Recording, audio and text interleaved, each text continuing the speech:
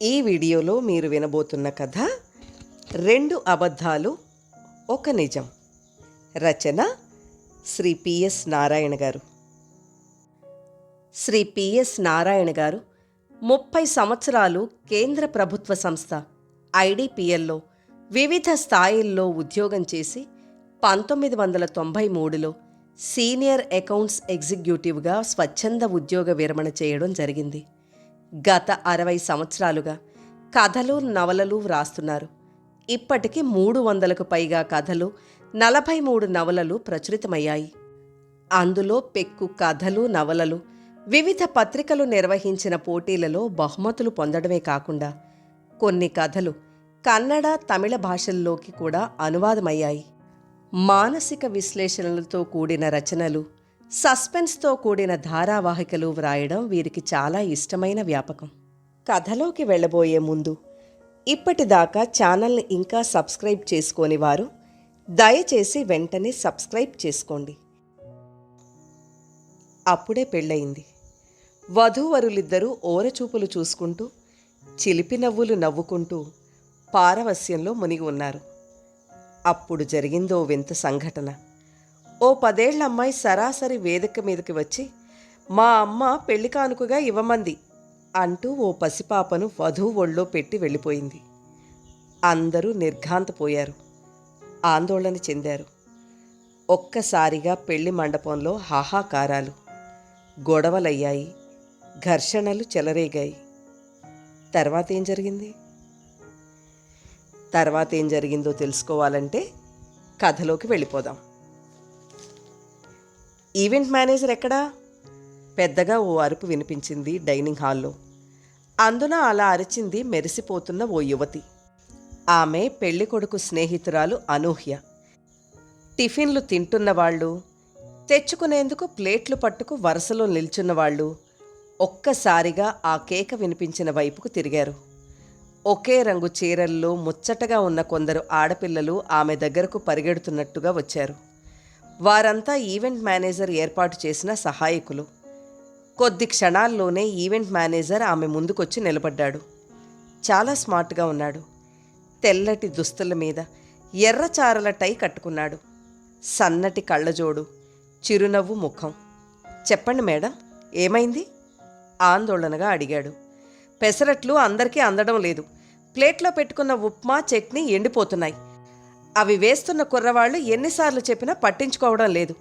అందించలేనప్పుడు ఆ ఐటెంను మెనూలో పెట్టకూడదు.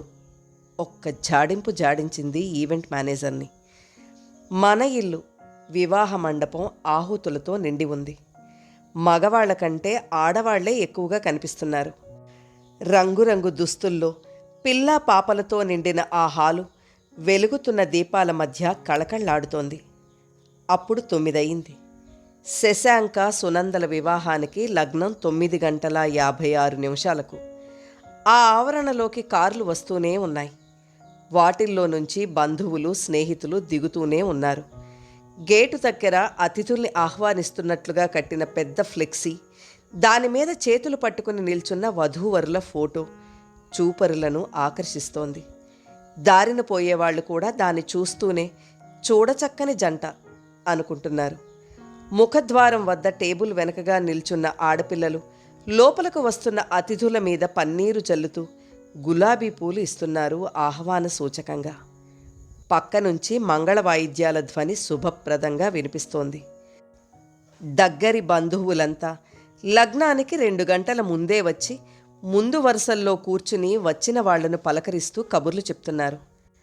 ఇక లగ్నం ఇంకో 15 గంటకనగా కొందరు హడావుడిగా వచ్చి లగ్నం అవ్వగానే నూతన దంపతుల మీద 4 అక్షింతలు జల్లి ఇవ్వదలుచుకున్న కానుకేదో వాళ్ల చేతిలో పెట్టి డైనింగ్ హాలుకు పరిగెడతారు. టిఫిన్ తిని ఆఫీసుకు వెళ్లేందుకు మళ్ళా రాలేరు. మరికొందరు ఆఫీసులకు వెళ్ళి సంతకాలు పెట్టి భోజనాల సమయానికి వచ్చి బంధుమిత్రులందరినీ పలకరిస్తూ 2 గంటల పాటు ఉంటారు. ఇదే ఏ అర్ధరాత్రి లగ్నమో అయితే అందరూ సాయంత్రం రిసెప్షన్కు వచ్చి కబుర్లు చెప్పుకుంటూ డిన్నర్ చేసి 10 వెళ్ళిపోతారు. లగ్న సమయానికి మిగిలేది దగ్గర బంధువులే. అసలు వచ్చే వాళ్లలో 3/4 మంది ఆ వేడుక చూడడానికంటే బంధుమిత్రులను కలుసుకోవచ్చనే. వధూవరులు ఇద్దరూ సాఫ్ట్వేర్లోనే పనిచేస్తున్నారు.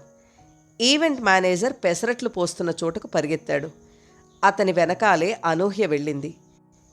ఎప్పుడూ పెసరట్లు వేసే కుక్ ఈరోజు డుమ్మా కొట్టాడు సార్ చివరి నిమిషంలో. దాంతో కొత్త అతన్ని తీసుకురావాల్సి వచ్చింది. అతడు అనుభవజ్ఞుడే, కానీ ఒక్కసారిగా ఇంతమంది రావడంతో వెంటనే అందించలేకపోతున్నాడు. అప్పటికీ అందుకోసం ఇద్దరిని పెట్టాను అన్నాడు నసుకుతున్నట్లుగా చీఫ్ కుక్ ఈవెంట్ మేనేజర్తో. ఏం మాట్లాడుతున్నావు? ఇద్దరు కాకపోతే 10 మందిని పెట్టు. అందరికీ వెంటనే అందించాలి. ఆలస్యం అవుతుందని ఇందాకనే చెప్పాను. తలకాయ ఎగరేసుకుంటూ వెళ్ళావే గాని సరిదిద్దలేదు. ఊరికినే చేస్తున్నారా? సరిపడా డబ్బులు తీసుకోవడం లేదా ఏంటి? చెప్పండి. మీకు చేత కాకపోతే మేం 10 మంది రంగంలోకి దిగామంటే ఇంతకంటే వేగంగా చేయగలుగుతాం. అనూహ్య అరవడంతో ఈవెంట్ మేనేజర్ ఆమెనే ఇబ్బందిగా చూస్తున్నాడు. డైనింగ్ హాల్లో ఏదో గొడవ అవుతున్నట్లున్నదని ఎవరో చెవిలో ఊదటంతో స్టేజి మీద ఉన్న పెళ్లి కూతురి తండ్రి పరబ్రహ్మం, ఆయన తమ్ముడు హరిబాబు కంగారు పడుతూ వచ్చారు. ఆమె కాకుండా తింటున్న వాళ్ళు లేచివచ్చి ఏవీ సరిగ్గా అందడం లేదంటూ విమర్శలు మొదలుపెట్టారు. వీళ్ళంతే అంకుల్, చెప్పేదొకటి చేసేదొకటి అంది పరబ్రహ్మాన్ని చూస్తూనే. ఈవెంట్ మేనేజర్ వైపుకు తిరుగుతూ, మీ పేరు అడిగింది. సుభాష్ అండి. జంట నగరాల్లో మంచి పేరున్నవాడని తెలిసే ఇతను ఏర్పాటు చేసింది. సునంద తండ్రి గొణుగుతున్నట్లుగా అన్నాడు. ఎంత పేరున్నవాడైనా సమయానికి కావాల్సినవి అందించాలి కదా.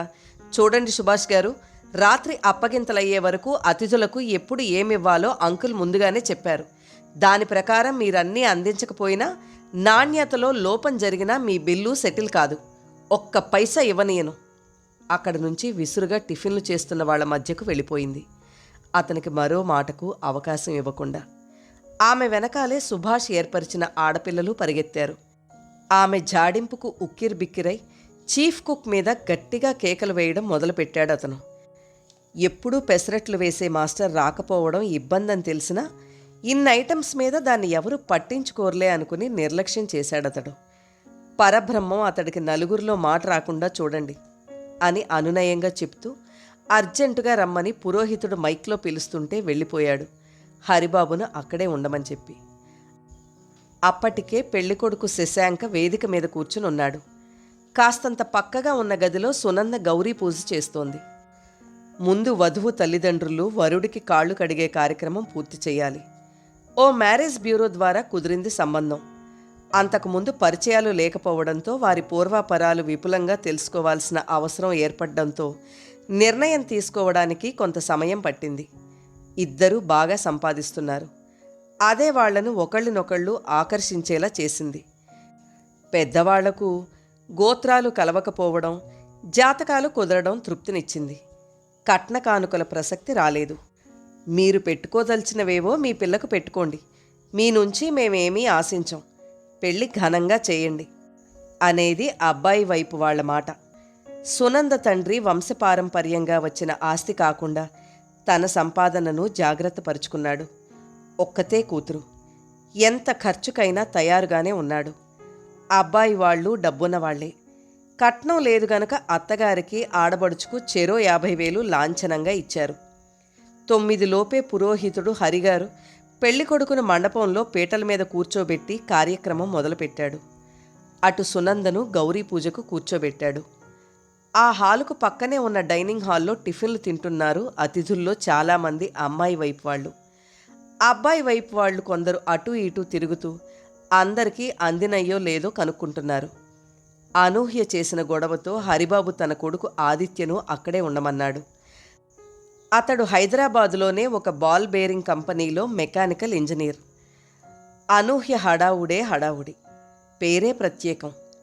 ఆ పైన పచ్చటి పసిమి, 5 అంగుళాల 6 అడుగుల పొడవు, అందుకు తగ్గ లావు. ఆ రోజు ఫంక్షన్కి గులాబీ రంగు చీర కట్టుకు వచ్చి అంతమందిలో ఓ మెరుపులా మెరిసిపోతోంది. అసలే పెద్దవైన కళ్లను కాటుకతో మరింత పెద్దవి చేసింది.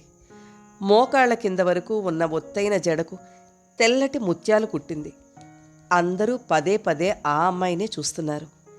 తరువాత 10 నిమిషాల్లోనే మరోసారి తన వైపుకు వస్తున్న అనూహ్యను గుర్రుగా చూశాడు ఈవెంట్ మేనేజర్.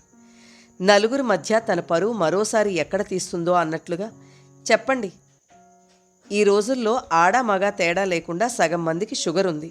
మీరు చిన్న ఫ్లాస్కుల్లో కాస్త షుగర్ లేని కాఫీ పోసి పెడితే కుదరదు. 2 కెటిల్స్ నిండా పెట్టండి. వేడి తగ్గకుండా చూస్తూ ఉండండి అని సౌమ్యంగానే చెప్పి వచ్చినంత హడావుడిగానే వెళ్ళిపోయింది.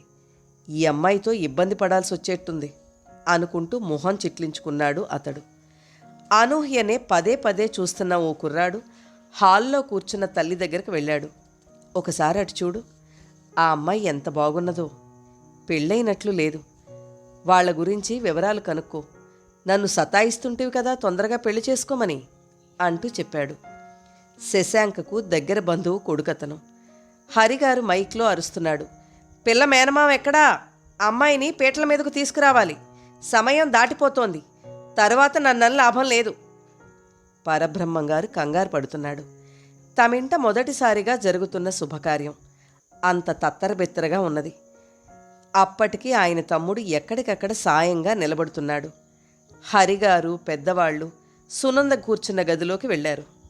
పార్వతీదేవి మాటకు విలువిస్తూ శంకరుడు ఆమెను ఎలా వివాహం చేసుకుంటున్నాడో అలాగే భర్త జీవితాంతం తన మాటకు విలువనిస్తూ ఉండాలనే కోరికతో వధువు చేసే పూజ గౌరీ పూజ. అక్కడి తంతు పూర్తి చేసి హరిగారు వేదిక మీదకు వచ్చాడు. ఆ తరువాత పెళ్లి కూతురి మేనమామ ఆమెను రంగు కాగితాలతో అలంకరించిన ధాన్యపు గంపలో కూర్చోబెట్టుకుని తీసుకువస్తూ, సునందా, నువ్వు సరిగ్గా అన్నం తినడం లేదా? మరీ ఇంత తేలిగ్గా ఉన్నావు అంటూ హాస్యమాడాడు. తింటూనే ఉన్నా. మీ అక్కేమో ఒళ్ళొస్తుందంటూ ఏం తిందామన్నా అడ్డం పడుతోంది అంది సునంద ముఖం సీరియస్గా పెట్టి నవ్వాపుకుంటూ. గొల్లున నవ్వారు పక్కనున్న అందరూ. మేనమామ ఏదో సరదాగా అన్నా సునంద మరీ సన్నగా ఏమీ ఉండదు.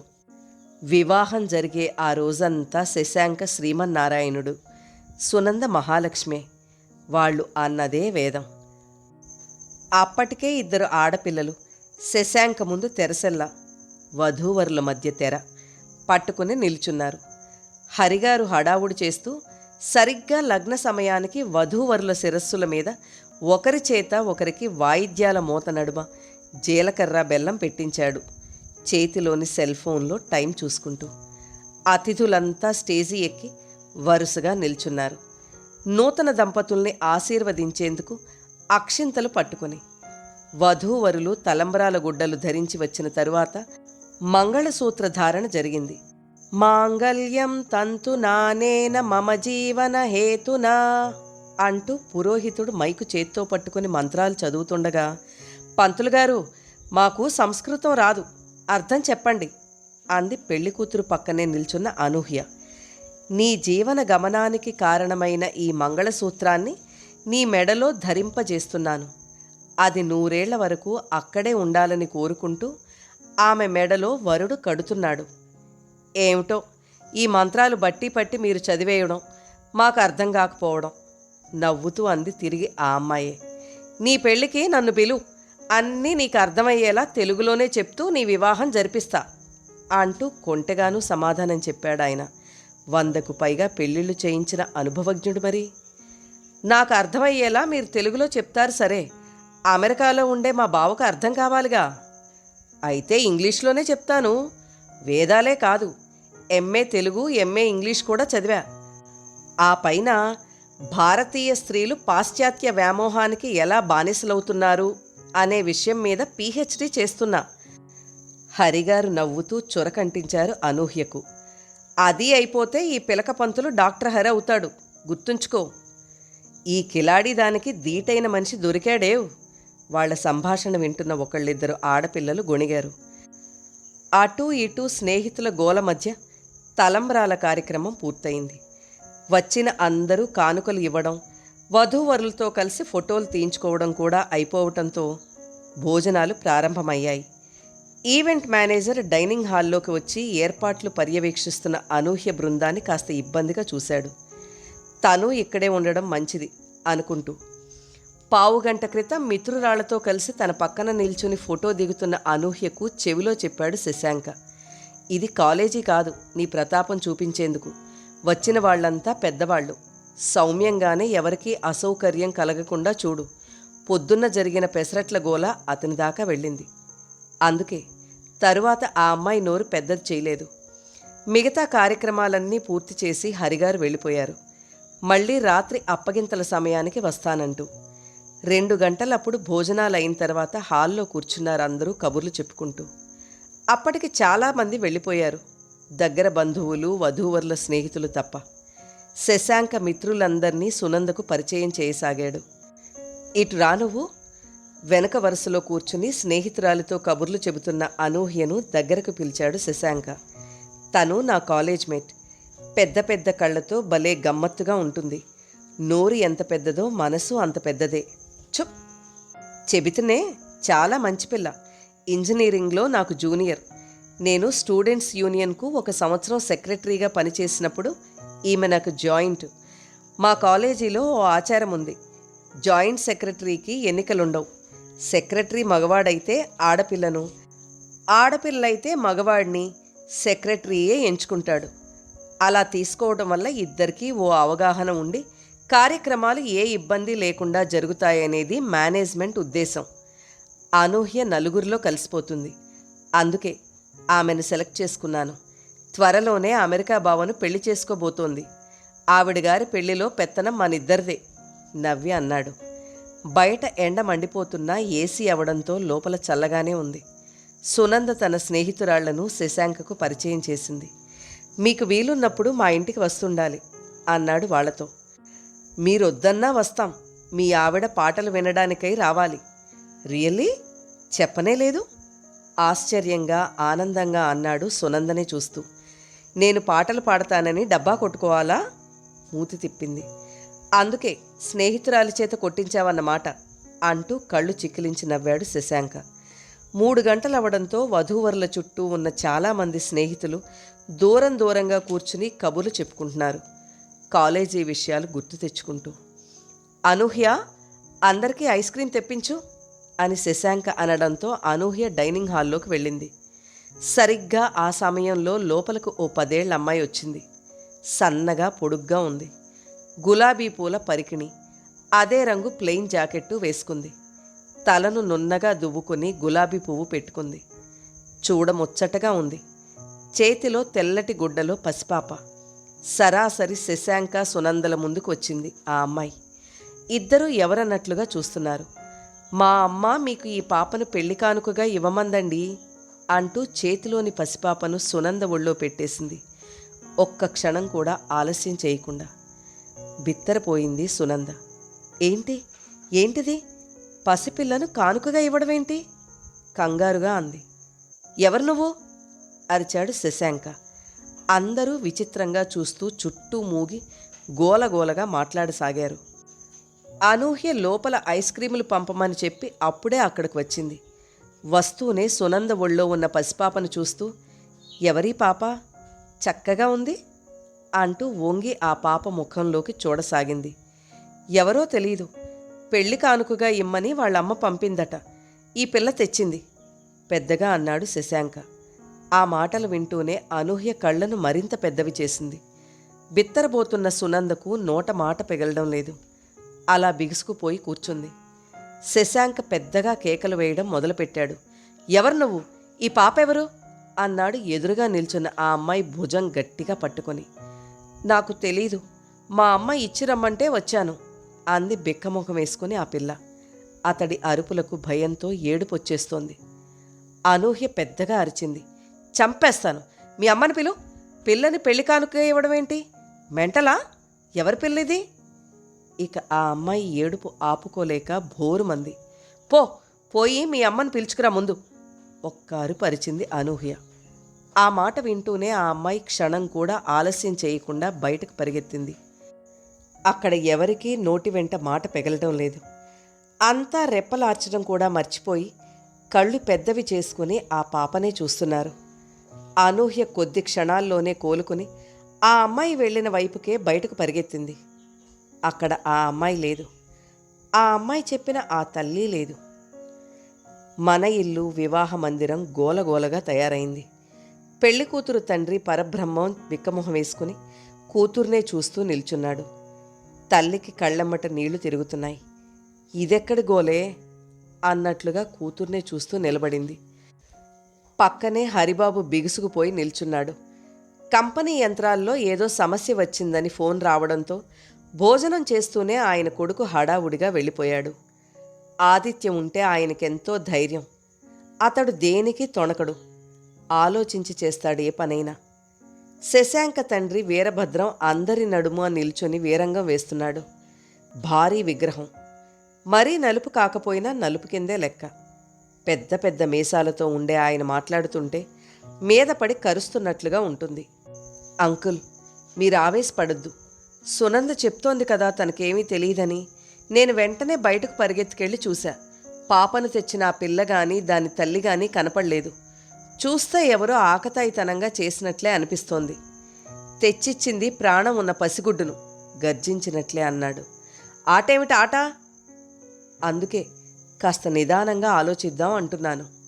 అనూహ్య అనునయించింది. ఆ పిల్ల ఈ అమ్మాయికి పెళ్లికి ముందే పుట్టుంటుంది, సందేహం లేదు.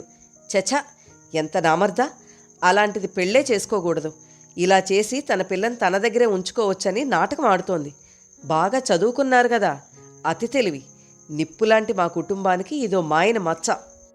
ఆయన నోటికి హద్దు ఆపు లేకుండా పోతోంది. తండ్రిని చూస్తూ ఏం మాట్లాడాలో తెలియనట్లు బిగుసుకుపోయాడు శశాంక. ఆయన మాటలకు అవమానంతో ముఖం ఎర్రబడగా సునంద వలవల ఏడవసాగింది. అనూహ్య గొంతు పెంచింది. ఏం మాట్లాడుతున్నారు అంకుల్? కొద్ది గంటల క్రితం ఎంతో సంతోషంగా పెళ్లి చేసుకున్న ఆ అమ్మాయి ఎలా ఏడుస్తోందో చూడండి. మీరన్నది నిజమే అయితే అలా ఏడుస్తూ కూర్చునేది కాదు. తిరగబడి మాటకు మాట సమాధానం చెప్పేందుకు తయారుగా ఉండేది. మీరు పెద్దవారు, చెప్పేటంత దాన్ని కాదు. కానీ నిజానిజాలు తెలుసుకోకుండా అభాండాలు వేయటం తగదు. నేను పచ్చి నిజాలే చెప్తున్నాను. ఆ అమ్మాయి అనైతికంగా కన్నబిడ్డను ఈ వంకతో దగ్గరకు తెచ్చుకోవడానికి ప్రయత్నించిందనేది 100కి 100 పాళ్ళు నిజం. ఆ ఏడుపు కూడా అందులో భాగమే. అయితే ఎవరన్నా వచ్చి ఆ పాప మీ అబ్బాయికే పుట్టింది, మీ అబ్బాయే ఈ ఏర్పాట్లు చేసుకున్నాడంటే మీరేమంటారు? ఆయన నోరు కట్టేయడానికి కాస్త భయపెడుతున్నట్లుగాను మరో పక్క నుంచి అనునయంగానూ అంది. ఆ అమ్మాయి మాట తీరుకు మగపిల్లాడి వైపు వాళ్లంతా బిత్తరపోగా ఆడపిల్లవాళ్లకు ఆయుధం దొరికినట్లుగా ఓ అడుగు ముందుకేశారు. ఆ మాటలు వింటూనే శశాంక ముఖం తెల్లగా పాలిపోయింది. పెదవులు వణకసాగాయి. గుండెల్లోంచి కోపం ఎగదన్నింది. తనేమిటో తెలిసిన అనూహ్యేనా అలా మాట్లాడుతోంది? ఎర్రబడ్డ కళ్లతో ఆమెను చూడసాగాడు. మీరన్నట్లే వాళ్ళు అంటే మీ పరిస్థితి ఏంటి అని మాత్రమే నేను చెప్తోంది. అది నిజమని కాదు. నోరు జారి అలా శశాంకను గురించి ఎవరైనా అన్నా నేను ఊరుకోను. తను ఎలాంటివాడో నాకు తెలుసు. కానీ అందరూ నమ్మాలి కదా అంది తన మాటకు అర్థం వివరిస్తున్నట్లుగా అనునయంగా. వాడు నిప్పులాంటివాడు. వాడి గురించి ఎవరైనా చెడుగా మాట్లాడితే మాత్రం చెప్పుతో కొడతాను. కోపంగా అనూహ్యను చూస్తూ కొడుకును సమర్థిస్తున్నట్లుగా అన్నాడు వీరభద్రం. పరబ్రహ్మం తమ్ముడు ముందుకు దూకాడు. అంటే మా అమ్మాయి చెడిపోయిందనా? ఇక్కడెవ్వరూ చేతులు ముడుచుకుని కూర్చోలేరు, మీరేమన్నా పడి ఉండడానికి. గొంతు పెంచి ఓ అరుపు అరిచాడు ఆయనకు ధీటుగా. శశాంక తండ్రి వైపు తిరిగి మొదటిసారి నోరు విప్పాడు. జరిగిందేంటో తెలుసుకోకుండా రెచ్చిపోతే ఎలా నాన్నా?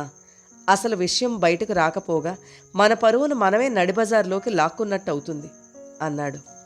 సునంద తనకేమీ తెలియదంటోంది కదా. తలా 1,000 పెట్టి రభస చేసుకోవడం దేనికి? ముందు పోలీస్ కంప్లైంట్ ఇచ్చి ఆనక తెచ్చిన ఆ అమ్మాయి ఎవరో, పంపిన ఆ ఆడమనిషి ఎవరో తెలుసుకుంటే సరి. అన్నీ బయటకొస్తాయి. సునంద మనసు తేలిక పడ్డట్లుగా శశాంక ముఖంలోకి చూసింది. నువ్వో నాపవే, ముందు నోరు మూసుకో. ఆ అమ్మాయి ఆ పిల్లని తెచ్చి దాని ఒళ్ళోనే పెట్టిందంటే అర్థమేమిటి? నీకు సంబంధించిందైతే నీకే ఇచ్చేది. ఊహాగానాలతో వెధవ లాజిక్కులు తీయొద్దు. ఎవరో తెచ్చారు, పెళ్లి కానుకంటూ ఇచ్చారు. ఎవరిచ్చారు, ఎందుకు ఇచ్చారు, ఎక్కడి నుంచి తెచ్చిచ్చారు అనేది తెలుసుకోవాలి. కానీ ఎవరికిచ్చారు అనేది కాదు ప్రశ్న. సునంద బాబాయ్ అన్నాడు. వక్ర భాష్యాలు సమస్యను పరిష్కరించవు. శశాంక్ అన్నట్లు పోలీసులు పిలిస్తే వాళ్లే తెలుస్తారు. ఆ కేకలకు అరుపులకు భయపడిందా అన్నట్లుగా ఆ పసిపాప ఏడవసాగింది. సునందకి ఏం చేయాలో తెలియక చుట్టూ ఉన్న అందరి వంక అయోమయంగా చూడసాగింది. చుట్టూ జరుగుతున్న గొడవ చూస్తుంటే చేతిలోని పాప బరువు క్షణక్షణానికి పెరిగిపోతున్నట్లే అనిపిస్తోంది. అనూహ్య చటుక్కున ముందుకు వచ్చి సునంద ఒళ్ళో ఉన్న ఆ పాపను తీసుకుంటూ, ఆకలవుతున్నదేమో, పాలు తీసుకొస్తాను గాని పెద్దవాళ్ళెవరన్నా ఒళ్ళో పెట్టుకుని పడతారా అంటూ నలువైపులా చూసింది. ఎవరూ ముందుకు రాలేదు. ఏదో అంటరాని వస్తువును చూస్తున్నట్లుగా చూస్తూ ఉండిపోయారు. అనూహ్య చిరాకు పడుతూ తనే ఆ పసిపిల్లను తీసుకుని పాల కోసం డైనింగ్ హాల్ వైపుకు వెళ్ళింది. ఓ పెద్దామె అలా వెళుతున్న ఆ అమ్మాయి వెనగ్గా నడుస్తూ, ఇటివ్వండమ్మా, నేను పడతాను అంటూ అందుకుంది. ఎవరికన్నారో కానీ బంగారు బొమ్మలా ఉంది. ఆ తల్లికి ఎలా చేతులొచ్చినాయో ఇలా తన పిల్లను నలుగురిలో బొమ్మలా ఆడించడానికి. ఆమెకు 50 ఏళ్ళు పైనే ఉంటాయి. ఆ హాల్లోనే సహాయకురాలిగా పనిచేస్తుంటుంది. అనూహ్య ఆ పసిపిల్లను ఆమెకు అందిస్తూనే వంటగది వైపుకు వెళ్ళింది పాలు తెచ్చేందుకు. ఇది మా కుటుంబ పరువు విషయం. మా పిల్లవాడు ఓ పిల్ల తల్లిని పెళ్లి చేసుకున్నాడు అనుకోవడమే ఎంత హీనంగా ఉంటుందో ఆలోచించండి అంటూనే, వసుంధర, మన వస్తువులన్నీ సర్దేయ్, వెళ్ళిపోదాం అంటూ భార్యను హెచ్చరించాడు. మీ కుటుంబ పరువే కాదు, మా కుటుంబ పరువు ఉంది ఇందులో. ఎక్కడికి వెళతారు? మేజువాణి మానేయండి ఇష్టం లేకపోతే. రాత్రి భోజనాలు అవ్వగానే అప్పగింతలు జరగాలి, తర్వాతే వెళ్ళడం హరిబాబు కంఠం హెచ్చించి అన్నాడు.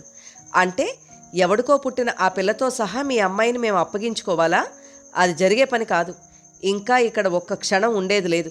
మీ అమ్మాయిని ఆ పిల్లను ఏం చేసుకుంటారో మీ ఇష్టం. ఏయ్, ఇంకా ఏమిటి దిక్కులు చూస్తూ నిల్చున్నావు? పద. అయోమయంగా చూస్తున్న భార్యను చూస్తూ ఒక్క అరుపు అరిచాడు. సరిగ్గా ఆ సమయంలోనే ఆ హాల్ మేనేజర్ వచ్చాడు. ఆయనతో పాటే ఆ ఏరియా పోలీస్ ఇన్స్పెక్టరు, 2 కానిస్టేబుల్సు వచ్చారు. అప్పుడే వీళ్లదాకా ఆ విషయం ఎలా వెళ్ళిందన్నట్లు అందరూ నోళ్లు తెరుచుకుని చూస్తున్నారు. ఎక్కడా పిల్ల? ఎక్కడుందా పిల్ల? ఇన్స్పెక్టర్ పెద్దగా అరుస్తూ శశాంక సునందల ముందుకొచ్చాడు. వాళ్ళకేం మాట్లాడాలో అర్థం కాలేదు. ఈలోగా అనూహ్య ఆ ఆడమనిషికి ఓ గ్లాసులో గోరువెచ్చని పాలు పోసి పంచదార వేసిస్తే ఆమె కింద కూర్చొని ఆ పిల్లను కాళ్ల మీద పడుకోబెట్టుకొని స్పూన్తో చిన్నగా పాప నోట్లో పోయిసాగింది.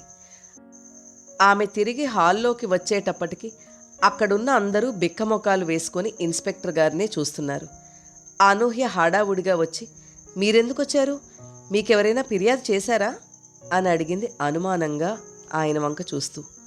వచ్చిన కేసులనే అటెండ్ అవ్వలేక చస్తున్నాం, ఇంకా ఎవరూ చెప్పకుండానే వచ్చే తీరిక మాకెక్కడుంది అంటూనే, ఆ పసిపిల్లేది? తెచ్చి పెళ్లి కూతురు ఒళ్ళో పెట్టిన ఆ పిల్లెవరో చూపించండి, 2 పీకితే అన్నీ బయటకొస్తాయి అన్నాడు. అతడి పేరు విక్రమ్. ఆయనది మన ఇల్లు ఉన్న ఏరియా స్టేషనే. శశాంక్తో కలిసి యూనియన్లో పనిచేసినప్పుడు విద్యార్థుల మధ్య గొడవలు జరిగితే తాము కల్పించుకోవాల్సి వచ్చేది. ఆ అనుభవంతో పోలీసుల మాట తీరుపై ఆమెకు అవగాహన ఉంది. తెచ్చిన పిల్ల దొరికితే మేమే తేల్చేవాళ్ళంగా అంది ఎగతాళిగా. ఆ అమ్మాయిని వెళ్ళనిచ్చారంటే ఇక్కడ మీలో ఎవరిదో హ్యాండ్ ఉందన్నమాటే. కస్టడీలో ఉన్న దొంగ పారిపోతే పోలీస్ హ్యాండ్ ఉన్నట్లా అంటూ నవ్వింది అనూహ్య. ఆమె అలా ప్రశ్నించడంతో అతడికి చర్రున కోపం వచ్చింది. అది తేలుస్తా, నేను విక్రమ్ని. కరడుగట్టిన దొంగలే నన్ను చూసి గడగడలాడతారు. అందర్నీ వరుసగా నిలబెట్టి విచారిస్తా.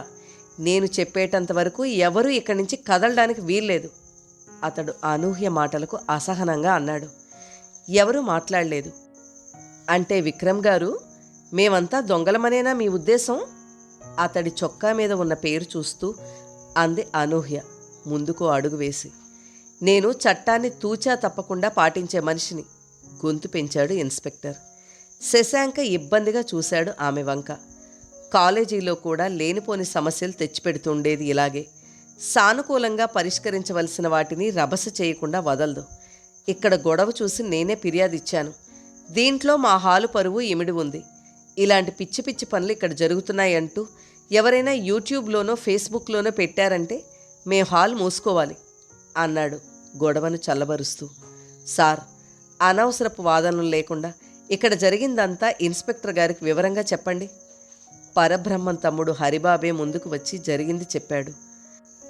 అన్నీ విన్న విక్రమ్ గొంతు తగ్గించి, ఎలా ఉంది తెచ్చినమ్మాయి సౌమ్యంగా అడిగాడు. చిన్నపిల్లండి, 2 పిలక జడలు వేసుకుంది. కాస్తంత వెలిసినట్లుగా ఉన్న కాటన్ పరికిణి జాకెట్టు తొడుక్కుంది. సన్నగా ఉందా లావుగా ఉందా? సన్నగానే ఉందండి. పొట్టా పొడుగా? పొట్టి కాదు, మరీ పొడుగు కాదు. ఎన్నేళ్లుంటాయి?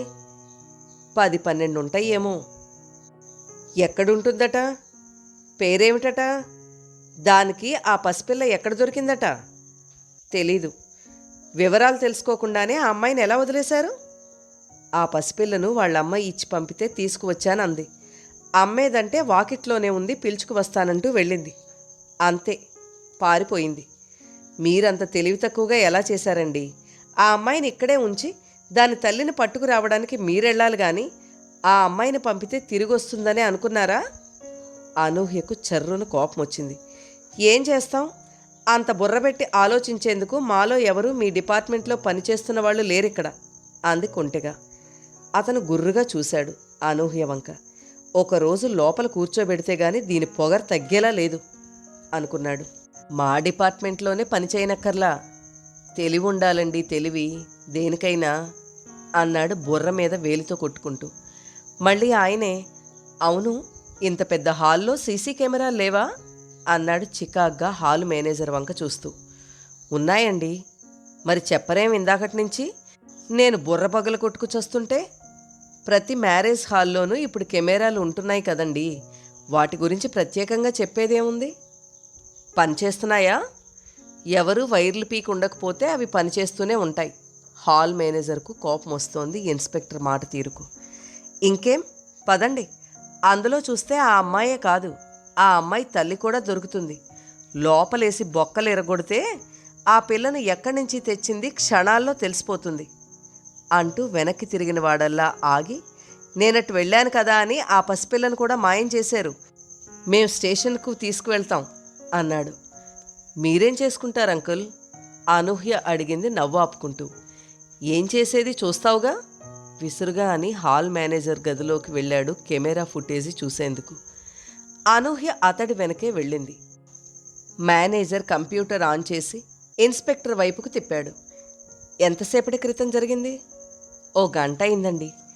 టైం చూసుకుంటూ వెనక్కి పోనిస్తుంటే హాల్లో కూర్చుని కబుర్లు చెప్పుకుంటున్న అందరూ కనపడ్డారు.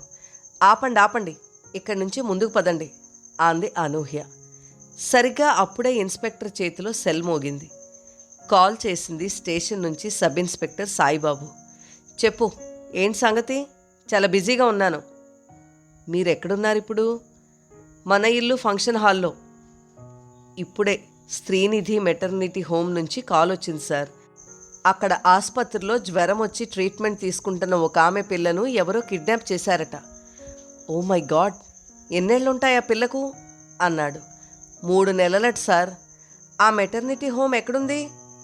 మీరున్న మ్యారేజ్ హాల్కు దగ్గరలోనే ఉంది సార్, కుడివైపున. ఇంకే 2 కేసులు ఒకేసారి తేలిపోతాయి. వెంటనే నువ్వు అక్కడికి వెళ్ళి ఆ పిల్ల తాలూకు వాళ్లను ఈ హాల్కి తీసుకురా. క్విక్, 10 నిమిషాల్లో ఇక్కడ ఉండాలి అంటూనే కాల్ కట్ చేసి హాల్ మేనేజర్ వైపుకు తిరిగి, కేసు తేలిపోయింది సార్, మీ ఫుటేజీ చూపించండి అన్నాడు హుషారుగా. హాల్లోకి పిల్లను తీసుకువస్తున్న ఆ అమ్మాయి స్క్రీన్ మీద కనపడింది. ఆ అమ్మాయే అన్నాడు సునంద బాబాయ్ హరిబాబు. ఏమ్మా, నువ్వు చూడు, ఆమె నీకు తెలిసిన అమ్మాయేనేమో అన్నాడు అనూహ్యను ఓరకంటితో చూస్తూ కాస్తంత ఎకసెక్కంగా. ఆ అమ్మాయి వచ్చినప్పుడు నేనిక్కడ లేనండి. ఇప్పుడు చూసి చెప్పు, అంతకుముందు ఆ అమ్మాయిని ఎక్కడైనా చూసావేమో? అనూహ్య ప్రతిదానికి ఎదురు ప్రశ్నలు వేసి చికాకు పెట్టడంతో ఎలాగైనా ఆమెను ఇందులో ఇరికించాలన్నట్లుగా చూశాడు. పరీక్షగా ఆ అమ్మాయినే చూసింది కాసేపు. ఇంతకుముందు ఎక్కడా చూడలేదండి అంది. అందరూ ఆ సీసీ కెమెరాలో రికార్డ్ అయిందాన్నే కంప్యూటర్లో చూస్తున్నారు. సునంద బాబాయ్ వివరించినట్లే ఉందంతా. తల్లిని పిలుచుకు వస్తానంటూ బయటకు వెళ్ళడం కూడా కనబడింది. వెంటనే బయట కెమెరాకు కలిపాడు మేనేజర్. ఆ అమ్మాయి బయటకు వస్తూనే గేటు వైపుకు పరిగెత్తడం మాత్రమే కనిపించింది. అక్కడ మరో స్త్రీ కనపడలేదు. ఎవరో అటూ ఇటూ తిరుగుతున్న మగవాళ్ళు తప్ప. అంటే ఆ అమ్మాయి తల్లి బయట ఉన్నదని అబద్ధం చెప్పిందనమాట. ఏ అబద్ధం చెప్పి ఉడాయించినా ఆ పసిపిల్లకు హాల్లో ఉన్న వారెవరికో సంబంధం ఉందనేది ఖాయం. అందరినీ ఒక్క పట్టు పడితే అదే బయటకు వస్తుంది. నేను గంట బట్టి ఏడుస్తోంది అదేనండి బాబు. ఆ పసిపిల్లకు పెళ్లి కూతురుకు సంబంధం ఉంది కాబట్టే ఆ అమ్మాయి సరాసరి ఆ పిల్లను తీసుకొచ్చి పెళ్లి కూతురు ఒళ్ళో పెట్టింది అన్నాడు తనే విజయం సాధించినంత సంతోషంగా వీరభద్రం. మీరెవరు? ఇన్స్పెక్టర్ ఆయన వంక తిరిగాడు. పెళ్ళికొడుకు తండ్రిని. ఇలాంటి వాటిలో అసలు కథ తెలుసుకోవడం పెద్ద కష్టమేమీ కాదండి. వయసు తెచ్చిన అనుభవం నాది గర్వంగా చూశాడు ఇన్స్పెక్టర్ వంక. విక్రమ్ సాయిబాబాకు ఫోన్ చేశాడు. ఎంత దూరం వచ్చారు? మాయమైన పిల్ల తాలూకు వాళ్లను ఆసుపత్రి నుంచి తీసుకొస్తున్నావా? ఇప్పుడే వస్తున్నాను సార్. 10 నిమిషాల్లో మీరున్న హాల్ దగ్గర ఉంటాం. ఆ వచ్చే వాళ్ళ దగ్గర, ఇక్కడున్న వాళ్ళ అందరి దగ్గర, హాలు మేనేజర్ దగ్గర స్టేట్మెంట్లు తీసుకోవాలి. అనుమానం ఉన్న అందరినీ జీపులో ఎక్కించేయాలి. ఆ పసిపాపని ఎత్తుకు వచ్చిన పిల్ల వీళ్ళకి తెలిసిన పిల్లే అయ్యుంటుందనేది నా ఉద్దేశం. అది నిర్ధారణ చేసుకుని పిల్లను నీ వెంట వస్తున్న ఆ తల్లికి అప్పచెప్పేస్తే 2 కేసులు ఒకేసారి విజయవంతంగా ఛేదించిన వాళ్ళమవుతాం. దేనికైనా బుర్ర ఉండాలయ్యా అన్నాడు విక్రమ్ గర్వం తొణికిసలాడగా. తరువాత కొద్ది నిమిషాల్లోనే వాకిట్లో జీప్ ఆగింది. అందులో నుంచి బెలబెల ఓ 6 దిగారు. ఎక్కడ నా కూతురెక్కడ? దాన్ని ఎత్తుకు వచ్చిన ఆ పాపిష్టి వాళ్ళ నోట్లో దుమ్ము పడా తిట్టుకుంటూ లోపలికి పరిగెత్తుకొచ్చింది ఆ పిల్ల తల్లి ఏడుస్తూ. ఆమె జ్వరంతో నీరసంగా ఉన్న నోరు మాత్రం గట్టిగానే వినపడుతోంది. డైనింగ్ హాల్లో పాలు పట్టిన ఆమె ఆ పాపను ఒళ్ళో పెట్టుకుని హాల్లో కూర్చుని ఆడిస్తోంది. వచ్చిన ఆమెకు ఎవరో చూపించగా అక్కడకు దూకుతున్నట్లుగా వెళ్ళి ఆమె చేతిలోని పిల్లను లాక్కొని ముఖం దగ్గరకు చేర్చుకొని, నా కన్నా నిన్నెవర్రా ఎత్తుకొచ్చింది? వాళ్ళని కాష్టంలో తగలయ్యా అంటూ ముద్దు పెట్టుకోబోతూ పాపను అనుమానంగా చూసింది. వడివడిగా ముందుకు వంగి ఒంటికి తొడిగి ఉన్న గౌనును పైకి లాగి కుడిపిర్రను తన వైపుకు తిప్పుకుంది. ఇది నా పిల్ల కాదురా దేవుడోయ్! నా పిల్ల కుడిపిర్ర మీద కొత్త రూపాయి బిళ్ళంత పుట్టుమచ్చు ఉంటుంది. అసలు ఇంత పచ్చగా కూడా ఉండదు అంటూ ఆ పాపను అప్పటిదాకా ఒళ్ళో పెట్టుకున్న ఆమె ఒళ్ళోకే పెట్టేస్తూ పెద్దగా ఏడవసాగింది గుండెలు బాదుకుంటూ. మన ఇల్లు ఫంక్షన్ హాల్ రంగురంగుల దీపాల వెలుగునే కాకుండా నిశ్శబ్దాన్ని ఆవరించుకుంది. మగపిల్లవాడి వైపు బంధువుల్లో చాలామంది వెళ్ళిపోయారు. ఇక అక్కడ తాము ఉండడం అనవసరం అన్నట్లుగా. అప్పుడు 6 గంటలైంది.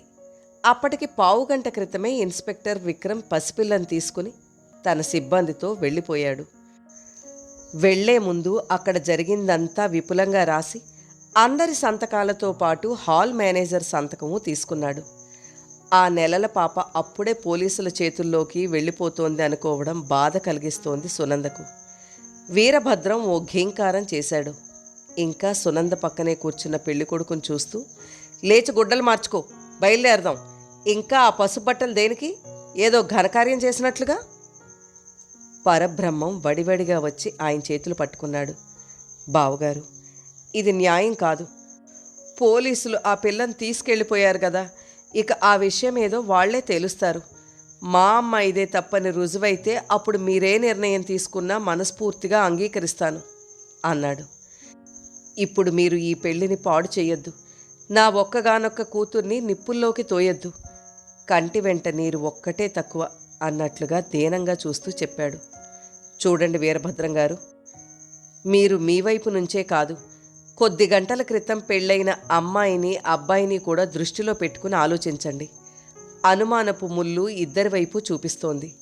విషయం పోలీసుల చేతుల్లోకి వెళ్ళిపోయింది కనుక నిజానిజాలు వారే తేలుస్తారు. తప్పు చేసిన వాళ్ళు ఎవరైనా శిక్ష అనుభవించక తప్పదు. అప్పటిదాకా ఇద్దరికీ ఇందులో సంబంధం లేదనే భావిస్తూ మిగతా కార్యక్రమాలు కానిచ్చేద్దాం. అన్నయ్య చెప్తున్నాడు కదా, మా అమ్మాయే తప్పు చేసిందని తేలితే మీరు విధించే శిక్షను మనస్ఫూర్తిగా స్వీకరిస్తామని హరిబాబు వీరభద్రాన్ని అనునయిస్తూ చెప్పాడు. అదేం కుదరదండి.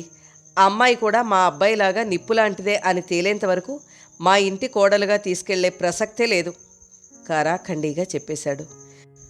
మీరు మీ అబ్బాయి నిప్పులాంటి వాడని రుజువు చేయాలి. మరి నే చెప్తున్నాగా, ఆ మాట మా అన్నయ్య చెప్తున్నాడు కదా అమ్మాయి గురించి. నేను నమ్మను. పిల్లవాడి తండ్రిగా నా మాటను మీరు వినాల్సిందే. పిల్లను ఆ పోలీసులు ఎత్తుకెళ్తుంటే ఆ పిల్ల ఎంత దిగులుగా చూసిందో చూడండి. అలా కన్నతల్లే చూడగలుగుతుంది. మా అమ్మాయే కాదు, ఇక్కడున్న అందరూ అంత పసిగుడ్డును పోలీస్ స్టేషన్కు తీసుకెళ్తుంటే ఎంతో బాధగా చూశారు. అందరి విషయం నాకు అనవసరం. మొండివాడు మూర్ఖుడితో సమానం అన్నట్లుగా వీరభద్రం వంక చూశాడు.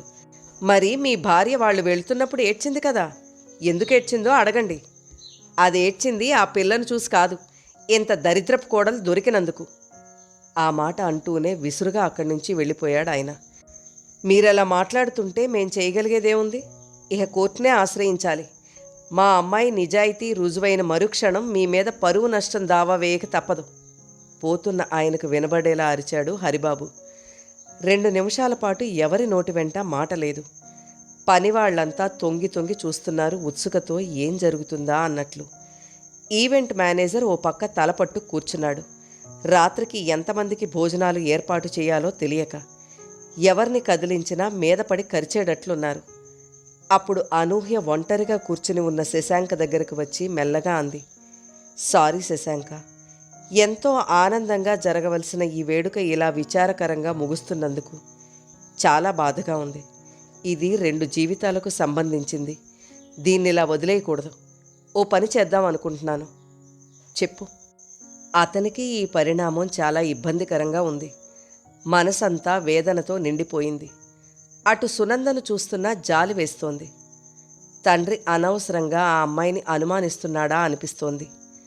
పోలీసులతో పెట్టుకుంటే రచ్చ అవుతుందే తప్ప సమస్య తేలిగ్గాను తొందరగాను తేలదు, అనూహ్య అంది. మనసంతా గజిబిజి అయ్యి బుర్రలోకి ఏ ఆలోచన రావడం లేదు.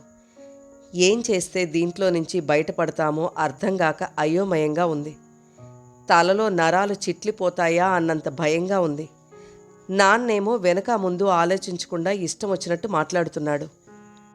అతడు చెప్పదలుచుకున్నదంతా చెప్పనిచ్చి, భార్గవ్ పేరు ఎప్పుడైనా విన్నావా అని అడిగింది అనూహ్య. ఎవరతను? చటుక్కున తలెత్తాడు. జంట నగరాల్లో పేరున్న ప్రైవేట్ డిటెక్టివ్. అతన్ని పిలిచి నిజానిజాలు తెలుసుకోమందామనా? నేననుకోవడం లేదు. పోలీసులు గోరంత దాన్ని కొండంత చేసి ప్రెస్సుకు రిలీజ్ చేస్తారు. ఆ పసిపిల్ల ఫోటో కూడా వేసి ఆమె తాలూకు వాళ్లను వెంటనే తమను సంప్రదించాలంటూ ప్రకటనిస్తారు. వాళ్ల పద్ధతులు వాళ్లకుంటాయి. ఆపడం మన వల్ల కాదు. భార్గవ్ వాటిని ఆపుతాడంటావా? ఆపలేకపోవచ్చు. కానీ అందులో మీ పేర్లు రాకుండా చూస్తాడనేది నా ఆలోచన. ఇది 2 కుటుంబాల పరువుకు సంబంధించిన విషయం. బయట ప్రపంచానికి తెలిస్తే నవ్వుల పాలవుతారు. ఇప్పటికే మీ బంధువర్గంలో చర్చనీయాంశం అయి ఉంటుంది. ఇంకా బయట వాళ్లకు కూడా దేనికి? అతనికి పోలీస్ శాఖలో పెద్దవాళ్లతో వృత్తిపరంగా పరిచయాలుంటాయి. దిగులుగా చూశాడు శశాంక ఆ అమ్మాయి వంక. అది నిజమే. రేపు పేపర్లలో తమ పేర్లు ఫోటోలు వచ్చినాయి అంటే నలుగురిలో ఎంత అసహ్యంగా ఉంటుంది. అనూహ్య అన్నట్లు అలా జరగకుండా చేయాల్సిందే. ఒక్క క్షణం ఆలోచిస్తున్నట్లుగా ఆగి, సునంద అభిప్రాయం కూడా తీసుకుంటే బావుంటుంది అన్నాడు. తప్పకుండా. ఆ అమ్మాయికి తెలియకుండా చేయాలని నేను అనడం లేదు. మీ ఇద్దరూ జీవితాంతం సుఖంగా ఉండాలనేదే నా కోరిక. పెద్ద డిటెక్టివ్ అంటున్నావు. ఇంత చిన్న కేసును తీసుకుంటాడా? తను మా బంధువు. నా మాట మన్నిస్తాడనే అనుకుంటున్నాను. అనూహ్య సునంద దగ్గరకు వెళ్ళి తన మనసులో మాట చెప్పింది. నాకేమీ అభ్యంతరం లేదు. ఈ అవమానాన్ని భరించడం కంటే ఆత్మహత్య చేసుకోవడం మేలనిపిస్తోంది. చటుక్కున అనూహ్య సునంద తల మీద చెయ్యి వేసి దగ్గరకు తీసుకుంది. ఎప్పుడూ అలాంటి ఆలోచన పెట్టుకోబోకు. నువ్వు నిష్కళంకంగా బయటకు వచ్చి శశాంకతో సుఖమైన జీవితాన్ని గడుపుతావు. అసలు నేను అమెరికా వెళ్లేలోగానే మీ ఇద్దరినీ ఒకటయ్యేలాగా చెయ్యాలనేది నా కోరిక. నిర్లిప్తంగా చూసింది సునంద. వెంటనే అనూహ్య ఆ హాల్లో ఓ మూలకు వెళ్ళి భార్గవ్కి కాల్ చేసింది. Instant solutions? అవతల నుంచి రిసెప్షనిస్ట్ కంఠం. భార్గవ్ గారితో మాట్లాడాలండి. మీరెవరు? మీ పేరు? మాట్లాడాలనుకుంటున్న విషయం? వారు మాకు బంధువండి. నా పేరు అనూహ్య. మా స్వవిషయమే. ఒక్క క్షణం. ఇంటర్కంలో భార్గవ్కి చెప్పి ఆయన కనెక్ట్ చేయమనగానే మాట్లాడండి అంది ఆనందంగా. నమస్తే అంకుల్, నేను సంపత్ కుమార్ గారి అమ్మాయిని, అనూహ్యను అన్నది. గుర్తుపట్టానమ్మా. నాన్న అమ్మ ఎలా ఉన్నారు? చూసి చాలా రోజులైంది. ఎప్పటికప్పుడు వద్దామనే అనుకుంటా. తీరిక దొరకటం లేదు. బావున్నారు అంకుల్. ఎప్పుడూ మిమ్మల్ని గుర్తు చేసుకుంటుంటారు. నా అదృష్టం. చెప్పు, ఏంటి సంగతి? ఆ మాటకు కాస్తంత హాయిగా, మీరు వెంటనే మన ఇల్లు మ్యారేజ్ హాల్కు రాగలుగుతారా అంకుల్ అని త్వరగా అది ఎక్కడుందో కూడా చెప్పేసింది. అక్కడ నిప్పు పెట్టారా ఏంటెవరైనా? నవ్వుతూ అడిగాడు. ఆయన వృత్తిపరంగా ఎంత సీరియస్గా ఉంటాడో మామూలుగా అంత సరదాగానూ ఉంటాడు. అవునంకుల్. మరి నువ్వెందుకున్నావక్కడ, బయటకు వచ్చేయకుండా? నా స్నేహితుడి పెళ్లి జరుగుతుంటే వచ్చాను. ఉదయాన్నే పెళ్ళయింది, సాయంత్రానికి పెటాకులయ్యింది. అగ్గిపెట్టిందెవరు? మీరు వస్తేనే గాని తెలీదు. ఫైర్ ఇంజన్ను పంపిస్తా. అతని ఉద్దేశంలో ఫైర్ ఇంజన్ అంటే అసిస్టెంట్ సంజు అని. దాంతో పనయ్యేలా ఉంటే నేనే నీళ్లు కుమ్మరిచ్చి ఆర్పేసి ఉండేదాన్ని అంకుల్. అనూహ్య సీరియస్గా చెప్పింది. మధ్యలో పోలీస్ ఇన్స్పెక్టర్ విక్రమట వచ్చి నానా గోలా చేసి మా అందరి స్టేట్మెంట్లు తీసుకుని వెళ్ళాడు. అతడు దేన్ని అంత తేలిగ్గా వదిలే మనిషి కాదు. Sincere officer. అతని దాకా ఎందుకెళ్ళింది? Hall manager పిలిపించినట్టున్నాడు. అంత గోలయిందా? అవునంకుల్. చాలా బిజీగా ఉన్నానమ్మా. సంజు వచ్చి అక్కడ పరిస్థితిని అంచనా వేసి నా రాక తప్పనిసరి అయితే ఫోన్ చేసి చెప్తాడు. ఓకే, ఫోన్ పెట్టేస్తున్నాను. ఎదుట కూర్చున్న క్లయింట్స్తో కేసు విషయాలను చాలా సీరియస్గా చర్చిస్తూ ఉండడంతో మధ్యలో ఆపడం ఆయనకిష్టం లేకపోయింది. రిసెప్షనిస్ట్కు ఇంటర్కమ్లో చెప్పాడు. సంజు ఎక్కడున్నా వెంటనే అనూహ్య దగ్గరకు వెళ్ళమను. ఆమె ఎక్కడున్నది కనుక్కో. 10 నిమిషాల్లో జరిగిపోవాలి. Yes boss.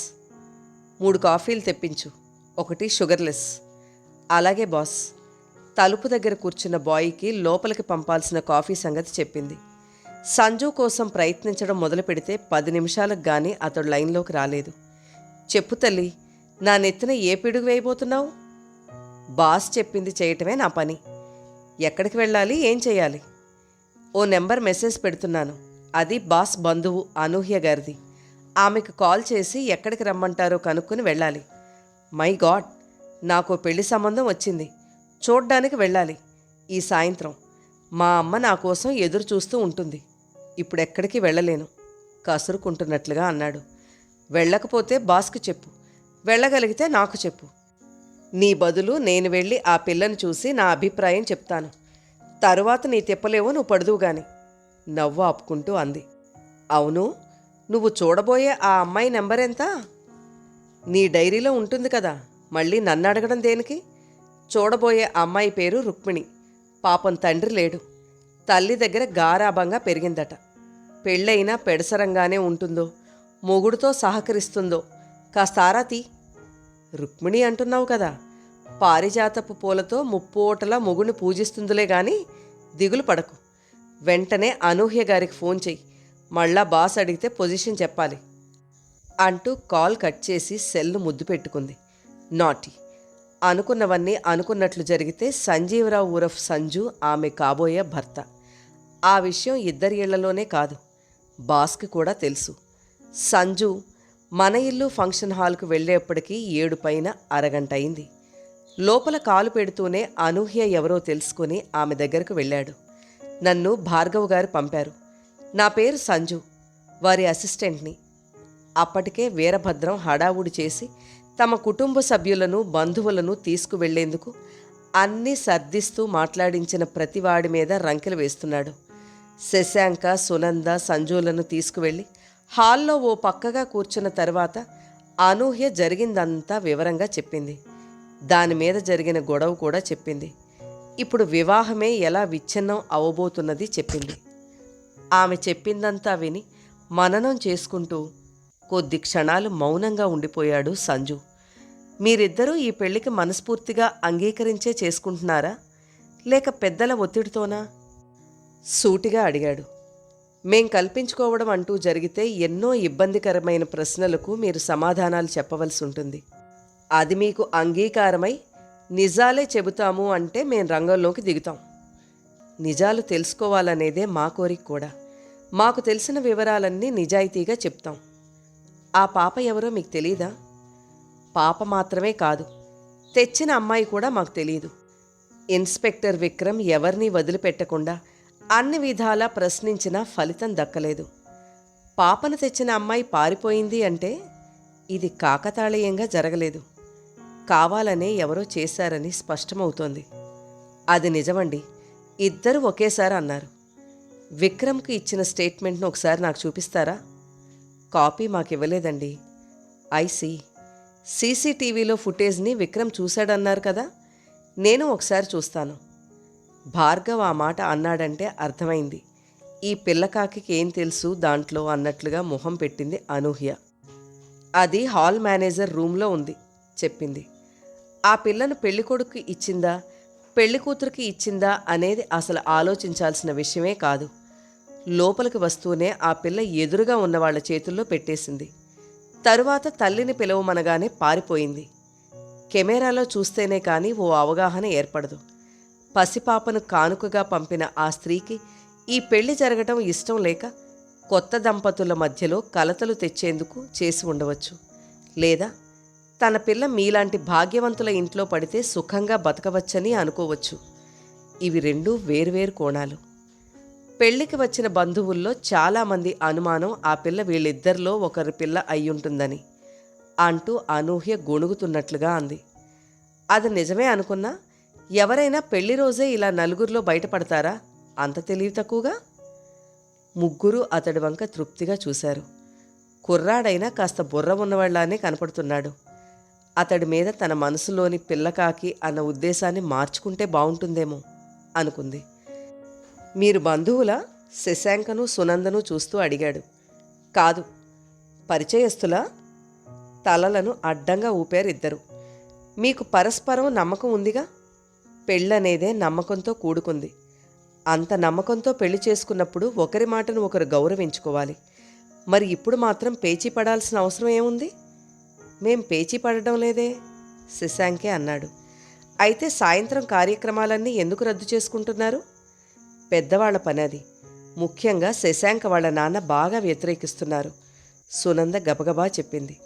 అవును, అవి జరిగే ప్రసక్తే లేదు. ఆ అమ్మాయి నిర్దోషి అని తేలేంత వరకు మా ఇంట్లో మా కోడలిగా కాలు పెట్టే అర్హత లేదు, వీరభద్రం కల్పించుకుని అన్నాడు. ఆయన ఎప్పుడు అక్కడికి వచ్చాడో ఎవరూ గమనించలేదు. శశాంక సునంద తలెత్తి చూస్తే వాళ్ల చుట్టూ చాలామంది మూగున్నారు. వాళ్ల ఉద్దేశం అదైనప్పుడు అబ్బాయి కూడా నిర్దోషి అని తేలాలనేది మా పట్టుదల. అది తేలేంత వరకు మా అమ్మాయిని వారింటికి పంపే ప్రసక్తే లేదు. సునంద బాబాయ్ ఊరుకోలేదు. తిమిలాడినా చెట్టెక్కి కూర్చున్న ఆయన ముందు తామెందుకు తగ్గాలి అనుకుంటున్నాడు ఆయన. అది మా కుటుంబ గౌరవానికి సంబంధించింది. వీరభద్రం తన నిర్ణయానికి కారణం చెప్పాడు. మాకును హరిబాబు తగ్గలేదు. ఇదో పెద్ద సమస్య కాదు. ముగ్గురికి DNA చేయిస్తే వీళ్లకు ఆ పాపకు సంబంధం ఉన్నది లేనిది ఇట్టే తేలిపోతుంది. క్లీన్ చిట్ ఇస్తే ఇద్దరూ హాయిగా సంసారం చేసుకోవటమే కాకుండా పెద్దలకు గౌరవప్రదంగానే ఉంటుంది. నేను రెడీ అన్నాడు శశాంక. నాకిష్టం లేదు, వెంటనే అంది సునంద. కుటుంబ గౌరవం వాళ్ళకి ఎంత ముఖ్యమో నాకు నా ఆత్మగౌరవం అంత ముఖ్యమే. చూసారా, ఆ అమ్మాయి తన తప్పు ఎక్కడ బయటపడుతుందోనని ఎలా తప్పించుకోవాలని చూస్తోందో. దాంపత్యం అంటే నమ్మకంతో కూడిన కలయిక. ఒకళ్ళ మాటల్ని భావాల్ని మరొకరు గౌరవించుకోలేనప్పుడు సుఖంగా సంసారం ఏం చేయగలుగుతాం? సునంద అంది. పోనీయండి, వాదనలొద్దు. ఆ టెస్ట్ కాకపోతే గైనకాలజిస్ట్ మిమ్మల్ని చిన్న పరీక్షతోనే ఇంతకు ముందే మీకు కాన్పు అయిందో లేదో చెప్తుంది. దానికైనా అంగీకరిస్తారా? అది నా గౌరవానికి సంబంధించింది. మాట మీద నమ్మకం లేని పక్షంలో జీవితాంతం ఇలా ఉండిపోవడానికైనా సిద్ధమే కానీ నా శరీరాన్ని అవమానకరంగా ఎలాంటి పరీక్షలకు అప్పగించను. ఉదయం 7 గంటలవుతుండగా కాలింగ్ బెల్ మోగింది. ఇల్లంతా నిశ్శబ్దంగానే ఉంది. ఆ ఇంట్లో ఎవరికీ రాత్రి నిద్రలేవు.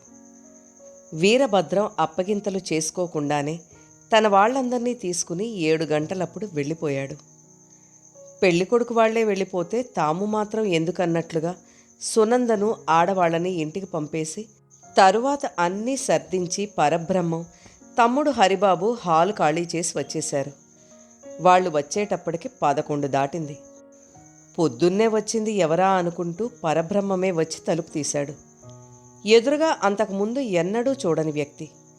తెల్లటి లాల్చీ పైజమా వేసుకుని భుజాన ఓ సంచీతో నిలబడి ఉన్నాడు. నున్నగా గుండుతో సన్నగా పొడుగ్గా ఉన్నాడు. నమస్కారం అండి, నా పేరు రామలింగం, దంచు నుంచి వస్తున్నాను. సునంద గారితో మాట్లాడాలి అన్నాడు చేతులు జోడించి నమస్కారం చేస్తూ. పరబ్రహ్మంకు అర్థం కాలేదు. అతడెవరో దంచు నుంచి రావడమేమిటో. ఆయన వెనకనే వచ్చిన హరిబాబు వెంటనే అర్థం చేసుకున్నాడు. దంచు అనేది దినపత్రిక, ఈయన దాని విలేఖరి. అప్పుడే పత్రికల దాకా వెళ్ళిందా ఈ గొడవ అనుకున్నాడు. చెప్పండి, ఏం కావాలి మీకు? ముందుకు వచ్చి అడిగాడు ఆయన. సునంద గారిని ఇంటర్వ్యూ చేయాలని వచ్చానండి. Fantastic case. స్వయంగా నన్నే వెళ్ళి వివరాలు సేకరించమంటూ మా దినపత్రిక సంపాదకులు ఫోన్ చేసి మరీ చెప్పారు. దాన్ని ఈరోజు సాయంత్రం ఎడిషన్లో కవర్ చేయాలి. మీరు రాసేందుకేముంది? నిన్న మ్యారేజ్ హాల్లో జరిగినట్టు ఇంతవరకు ఎక్కడా ఎప్పుడూ జరగలేదు. మాకు ఫెంటాస్టిక్ న్యూస్ అది. వారితో మాట్లాడి ముందుగా నిజానిజాలు మా పేపర్లోనే తీసుకురావాలనేది మా కోరిక. మిగతా పేపర్లలాగా దంచులో ఊహించేమీ రాయం, అన్నీ నిజాలే రాస్తాం. సునంద ఎప్పుడు బయటకు వచ్చిందో ఎవరూ గమనించలేదు. ఏం కావాలి నిజాలు? ఆ పిల్లెవరో నాకు తెలియదు, మీరు వెళ్ళి పెళ్లి కొడుకుని అడగండి అంది అరుస్తున్నట్లుగా. ఆ పాపను మీకిచ్చింది కాబట్టి ముందుగా మీ నుంచి తెలుసుకోవాలని వచ్చాను మేడం. తరువాత ఎలాగూ శశాంక్ గారిని కూడా ఇంటర్వ్యూ చేస్తాను. ఆమె బాబాయి అతన్ని నిర్లక్ష్యం చేయకూడదు అనుకున్నాడు. వాళ్లను వదిలేస్తే అవాకులు చెవాకులు రాసి తమ కుటుంబానికి మరింత అపఖ్యాతి తీసుకువస్తారు. దంచు ప్రతి చిన్న విషయాన్ని సెన్సేషన్ చేసి రాస్తుంటుందని తెలుసు. లోపలికి రండి అన్నాడు పక్కకు తప్పుకుంటూ. పరబ్రహ్మం, సునంద ఇబ్బందిగా చూశారు. అంతా కూర్చోగానే ఆయనే అడిగాడు, మీ ఐడెంటిటీ చూపించి విజిటింగ్ కార్డ్ ఇవ్వండి అంటూ. దేనికండి? మీ ఇంటర్వ్యూ అప్పుడు భార్గవ్ గారు ఉంటే బాగుంటుందని, వారిని కూడా రమ్మందామని. ఫెంటాస్టిక్. భార్గవ్ గారంటే డిటెక్టివ్ భార్గవ్ గారేగా. వెల్కమ్ సార్ అంటూ సంచిలో నుంచి కార్డు తీసి ఇచ్చాడు. కార్డు చూశాడు ఆయన. అతడు చెప్పింది నిజమే. అతడు దంచు నుంచే వచ్చాడు. భార్గవ్ గారు ఎప్పుడు వస్తారో కనుక్కొని మీకు ఫోన్ చేస్తాను, అప్పుడు రండి మీరు. అతడు ఇబ్బందిగా ముఖం పెట్టి, చెప్పా కదా సార్, మేం నిజాలే రాస్తున్నప్పుడు వారు ఉండాల్సిన అవసరం ఏముంది? ఒక విధంగా మేం కవర్ చేసే విషయాలు వారి ఇన్వెస్టిగేషన్కు ఉపయోగిస్తాయి అంటూనే సునంద వైపు తిరిగి, మీది ఫెంటాస్టిక్ ఐడియానండి. కన్న పాపను వదులుకోకూడదు, దగ్గర ఉంచుకోవచ్చు అన్న తెలివైన ఆలోచనతో ఎవరికీ అనుమానం రాకుండా పెళ్లి కానుక అంటూ దగ్గరకు చేర్చుకున్నారు. భారతంలో కుంతీదేవికి లేని ధైర్యం ఉన్నందుకు మిమ్మల్ని మా పత్రిక తరపున అభినందిస్తున్నానండి అన్నాడు ఆగకుండా. సునంద కళ్ళు నిప్పులు చెరుగుతుండగా లేచి నిలబడింది. కోపంతో ఊగిపోతూ, లేముంది ఇక్కడి నుంచి, బయటకు నడు అంటూ పిచ్చి పట్టిన దానిలా అరవసాగింది. పరబ్రహ్మం, హరిబాబు కూడా సునంద అరుపులకు కలవరపడ్డారు. అప్పటికే ఇంట్లో వాళ్లంతా తలుపుల దగ్గర చేరి వింతగా చూస్తున్నారు. రామలింగం లేచి నెత్తిన గుండు మీద చేత్తో రాసుకుంటూ, నిజం నిప్పులా కాలుతుందని మరోసారి రుజువైంది, ఫెంటాస్టిక్ అంటూ వెనక్కి తిరిగాడు. భార్గవ్ గారు రాగానే ఫోన్ చేయండి, వస్తాను. ఆలస్యమైతే మాకందిన సమాచారాన్నే మీ ఫోటోలతో సహా వేసేస్తాం కాస్త బెదిరిస్తున్నట్లుగా అన్నాడు. భార్గవ్ గారు సునంద స్నేహితురాలకి దగ్గర బంధువు. మీ ఇష్టం వచ్చినవి మీరు రాస్తే రేపటి ఎడిషన్ బయటకు వస్తుందో లేదో ఆలోచించుకుని రాయండి అన్నాడు హరిబాబు అతడి బెదిరింపునకు కత్తెర వేస్తున్నట్లుగా. సునంద ఏడుస్తూ గదిలోకి పరిగెత్తింది. అతడి మాటలు ఆమెను మానసికంగా బాగా కుంగతీశాయి. పెళ్లి అలా అభాస అయిందని దిగులుపడి చస్తుంటే మరోవైపు నలుగురు నాలుగు రకాలుగా నోటికొచ్చినట్లు మాట్లాడడం. ఇదెక్కడ గోల? ఎందుకు జరుగుతోంది ఇలా? తన మీద ఎవరికైనా ఎందుకింత కక్ష? తను ఎవరికి అపకారం చేసిందని? ఆమె తల్లి తండ్రి కూడా ఒక్కగానొక్క కూతురు పెళ్లి ఘనంగా చేద్దామనుకుంటే ఇలా అసహ్యకరంగా ముగియడంతో దిగాలు పడి కూర్చున్నారు. అంతకు మించి సిగ్గుతో తలెత్తుకోలేకపోతున్నారు. దీని వెనుక ఏదో పెద్ద గూడు పుఠాని ఉన్నట్టే అనిపిస్తోంది. కానీ కారకులెవరో అంతుపట్టడం లేదు. తమ వైపు వాళ్లలో ఎవరికీ అలాంటి పని చేయాల్సిన అవసరం లేదు. ఆ అబ్బాయి వైపు వాళ్లే ఎవరో అతడు తమ పిల్లను చేసుకోలేదనే కోపంతో కక్షగట్టి ఈ పని చేసుండాలి. అనుకున్న ప్రకారంగా అన్నీ జరిగి ఉన్నట్లయితే ఈరోజు పెళ్ళికొడుకింట్లో సత్యనారాయణ స్వామి వ్రతం చేసుకుని రాత్రికి అక్కడ ఒక నిద్ర చేసి ఇక్కడకు ఉదయాన్నే రావాలి. రేపు రాత్రికే శోభనం. 3 నిద్రలు అయిన తర్వాత నూతన దంపతులు తిరుపతి వెళ్ళి వెంకటేశ్వర్ని దర్శించుకొని ఊటీకి హనీమూన్కు వెళ్ళాలని టిక్కెట్లు కూడా రిజర్వ్ చేయించుకున్నారు. అప్పగింతలు చేసుకోవడానికే కుదరదని వెళ్ళిపోయినప్పుడు ఇంకా వ్రతమేంటి, శోభనమేంటి, హనీమూన్ ఏంటి? 10 గంటలప్పుడు సునంద సెల్కు కాల్ వచ్చింది. కొత్త నెంబరు. తను పెళ్లికంటూ ఆఫీస్కు 15 రోజులు సెలవు పెట్టింది. ఈ షాక్తో ఆఫీస్కు ఎప్పటికి వెళ్ళగలుగుతుందో తెలియడం లేదు. ఈ పాటికి ఆఫీస్లో అందరికీ తెలిసిపోయే ఉంటుంది. అక్కడికి వెళ్ళి తనని గుచ్చిగుచ్చి చూసే చూపుల్ని తట్టుకోలేదు. తలుచుకుంటేనే ఏడుపు తన్నుకొస్తోంది. కాల్ ఆన్ చేసింది. హలో, చాలా లోగొంతుకుతో అంది. నేను భార్గవను. అలర్ట్ అయి మంచం మీద పడుకుని ఉన్నదల్లా లేచి కూర్చుంది. నమస్కారం, చెప్పండి. నీతో మాట్లాడాలని అనుకుంటున్నాను. మా ఆఫీస్కు రాగలవా, లేక నన్ను మీ ఇంటికి రమ్మనమంటావా? కొద్ది క్షణాలు ఏం చెప్పాలో తెలియనట్లుగా అయోమయంలో పడిపోయింది. మీ ఆఫీస్ ఎక్కడ సార్? వాట్సాప్లో వివరాలు పెడతాను. ఆ పసిపిల్ల విషయం నాకేమీ తెలియదండి. జరిగిన దానికి చాలా చిన్నతనంగా ఉండి బయటకు రావాలంటేనే సిగ్గుగా ఉంది. నేను మీ దగ్గరకు వచ్చిన నిన్న మీ అసిస్టెంట్కు చెప్పిన దానికి మించి చెప్పగలిగిందేమీ లేదు. నీకేమీ తెలియదు గనుకనే నీతో మాట్లాడదాం అనుకుంటున్నాను.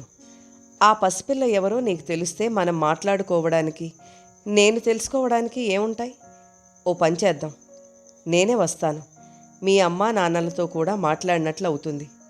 తరువాత అవసరం వస్తే మా ఆఫీస్కి వద్దురుగాని. జీవితం మీదే విరక్తి పుడుతోంది. నిన్న మీ అసిస్టెంట్ను విషయ సేకరణంతా రహస్యంగా చేయమని కోరాను.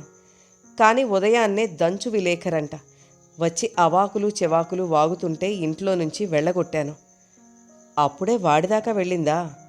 వచ్చింది రామలింగమేనా? ఆ చెత్త వెధవే. డోంట్ వరీ, నేను ఆ పత్రిక ఎడిటర్తో మాట్లాడతాను అన్నాడు సౌమ్యంగా భార్గవ్. Thank you sir. నీకు అనూహ్య ఎలా తెలుసు? నాకు తెలీదు. ఎంగేజ్మెంట్లో మొట్టమొదటిసారిగా ఆమెను చూశాను. శశాంకకు కాలేజ్ మేట్ అట. దేనికి సార్? క్యాజువల్గా అడిగాను. తను నా బంధువు. సాయంత్రం 5 గంటలకు వస్తాను. ఆ సమయంలో మీ అమ్మగారిని నాన్నగారిని ఇంట్లో ఉండమను. అలాగేనండి. ఫోన్ కట్ చేస్తుండగానే రుక్మిణి ఇంటర్కంలో భార్గవ్కు చెప్పింది. ఇన్స్పెక్టర్ విక్రమ్ లైన్లో ఉన్నారు, కలుపు అన్న మాట వినగానే ఫోన్ కనెక్ట్ చేసింది. హాయ్ విక్రమ్, చాలా రోజులైంది కలిసి. అంటే మీ ఏరియా ప్రశాంతంగా ఉన్నదన్నమాట నవ్వుతూ అడిగాడు. ఏం ప్రశాంతతో. నిన్న మన ఇల్లు ఫంక్షన్ హాల్లో ఓ విచిత్రం జరిగింది. పెళ్ళైన కొద్ది గంటల్లోనే ఆ కొత్త జంటకి ఓ అజ్ఞాత స్త్రీ పెళ్లి కానుక అంటూ పసిపిల్లను బహుమతిగా పంపింది. దాంతో పెద్ద గొడవైపోయింది. ఈలోగా దానికి దగ్గరలోనే ఉన్న నర్సింగ్ హోంలో ఓ పాప మిస్సింగ్ కేస్. దానికి దీనికి లింక్ ఉంటుందిలే అనే ధీమాతో వాళ్ళని రప్పిస్తే వాళ్ళు తమ పాప కాదని చూస్తూనే చెప్పేశారు. ఇంకో కేస్, ఇంతకుముందే కంట్రోల్ రూమ్ నుంచి వైర్లెస్ మెసేజ్ వచ్చింది. రాజేంద్రనగర్లో ఓ ఇల్లాలు ముందు గదిలో ఉయ్యాల్లో 3 నెలల కూతుర్ని పడుకోబెట్టి లోపల వంట చేసుకుంటుంటే ఆ పాపని ఎవరో ఎత్తుకెళ్లారట. ఉప్పల్లో నిన్న ఐపీఎల్ మ్యాచ్ సమయంలో ఓ దంపతులు మ్యాచ్ చూస్తుండగా భార్య ఒళ్ళో ఉన్న నెలల పాప ఇట్టే మాయమైపోయిందట. అంత ఒళ్ళు తెలియకుండా ఆ మ్యాచ్లో ఎలా లీనమయ్యారో తెలియదు. ఎంత ఏడిస్తే ఆ మ్యాచ్ మనవాళ్ళు ఓడిపోయారు కూడా. ఆ 2 కేసులకి ఈ మ్యారేజ్ హాల్ కేసుకు లింక్ ఏమైనా ఉందేమో చూడమంటూ పైనుంచి ఆదేశం.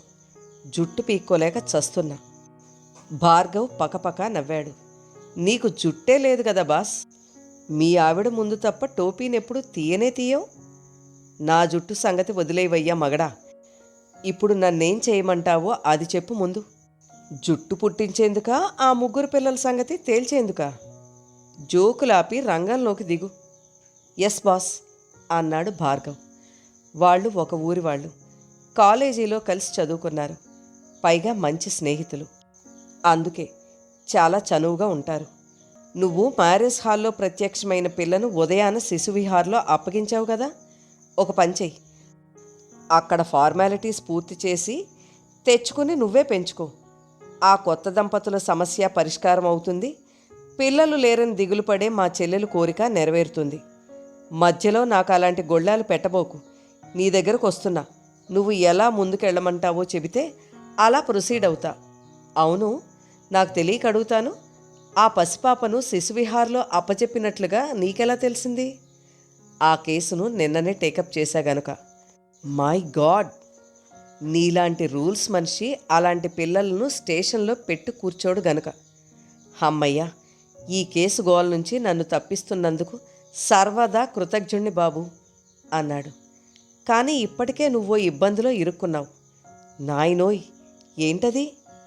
హాల్ మేనేజర్ని ఎందుకు అరెస్ట్ చేయలేదు అన్నాడు నవ్వుతూ భార్గవ్. కథలో తరువాయి భాగాన్ని నెక్స్ట్ వీడియోలో వినండి.